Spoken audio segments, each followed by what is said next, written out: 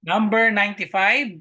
When the quotient of a number and 8 is increased by 9, the result is 12. Find the number. So ang choices 24, 16, 64, and 168. So i-post nyo po muna and try nyong sagutan. At kung gusto nyo pong mapanood simula number 1, punta po kayo sa description para makita nyo yung link ng playlist ko ng mga word problems natin. So medyo marami na yan simula number 1. Okay, so before we start, invite ko kayo sa aking review for Math and Logic via FB Live. 50 pesos only, 10 sessions po yan. Mag-i-start tayo ngayong June 1. Okay, so every Saturday. Para ito sa magte-take ng August 2024. Okay, so sagutan na natin. Ito ay two-step equation lang.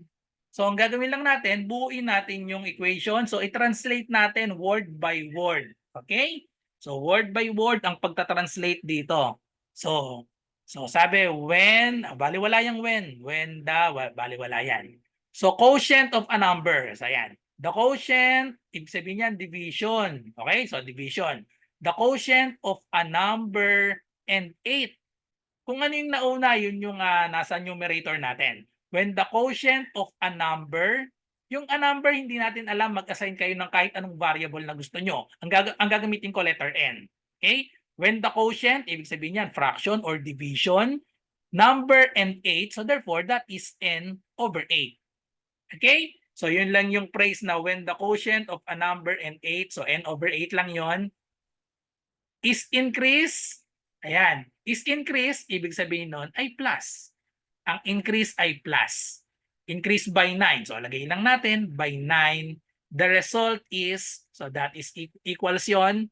The result is 12. Okay? So, ganoon lang pala kasimple yung ating equation. N over 8 plus 9 equals 12. So, kailangan lang natin mag-practice paano mag-translate ng sentence sa, ayan, sa equation. Pag nabuo nyo na, solve for n na lang yan kasi find the number. Okay, so two-step equation lang ito. So pagsamahin natin si 9 at si 12, add natin or subtract tayo ng 9 to both sides.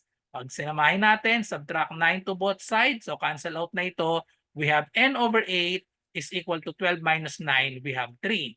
And then, last step, meron tayong over 8. Para matanggal si 8, kailangan matira si n lang. So multiply natin both sides by 8.